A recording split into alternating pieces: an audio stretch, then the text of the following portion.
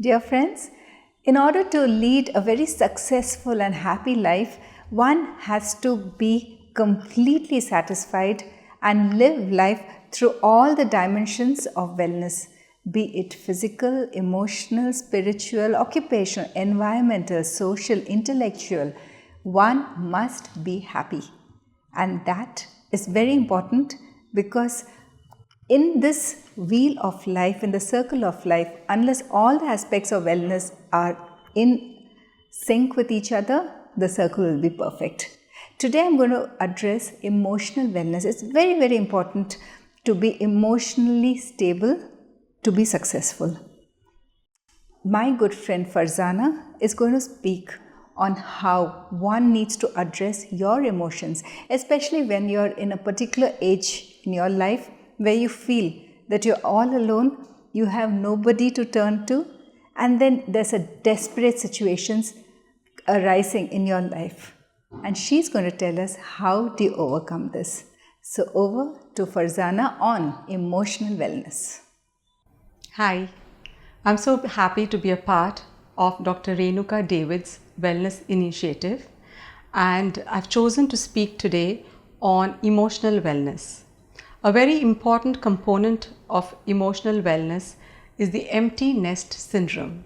I know the medicos keep giving names to different things, but this is something when during my course of practice I come across very often, and this happens to primary caregivers. In India, mostly it's the mothers who suddenly feel that now the children are going away for a long time. Either it is for studies, or either they're getting married, or they're changing their base of work. And this also coincides with their menstrual cycle, wherein the perimenopause is setting in. So too much of it becomes like a double whammy, and they kind of struggle to cope with this. Now, according to the World Health Organization, merely absence of disease is not wellness. Wellness is something where you are content, happy being your own. And this time I particularly feel that yoga is very, very helpful for women in this age where they cope up with this kind of stress. And besides yoga, one thing which they can really, really keep and do themselves is keep themselves occupied, whether it is with a hobby, whether it is a job, or whether it is basically doing some kind of social work which gives them a lot of satisfaction. I would like to advise my viewers that whenever you feel the symptoms which I have given you, the first thing is to accept it. Do not live in denial. It's not the end of the world, it's just a bend. So I would like to tell you that please form some ways where you can be in touch with your children all the time, and you realize that this is just an adventure in your life and theirs. It is not some kind of where you are separated for each other for good. So once you accept them and start taking positive steps to kind of take your mind away from this kind of reality, everything is going to be fine. At Harvard Business School, a professor was taking class to a group of students, mature students who had come from all over the world. And he just asked a basic question: how many of you suffer from empty nest syndrome? And half the class raised its hands.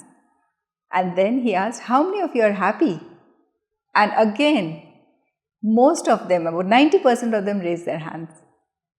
And when he asked them what was the reason that they were so happy, some of them even amused him, saying that they were so free now that the kids had flown the nest. So friends, empty nest syndrome is just a state of mind, the way Fharzana put it. And if you are emotionally occupied and you do not let it bother you, because at times life really starts once your little kids have flown the nest and you've got so much of time to do things that you've always wanted to do, things that have always been close to your heart, but somehow you never had the time or energy to pursue it. This is a chance for you to just go there and achieve your dreams. So that was on emotional wellness, friends. In fact, this quote really kind of touched me. Sometimes it's not the song that makes you emotional. It's the people and things that come to your mind when you hear it. Touched. Friends, hope you're enjoying listening to our speakers, and do continue to subscribe to our channel And do not forget to share with your family and friends. Stay radiant, stay blessed, and stay extremely happy. I'll see you very soon. Goodbye.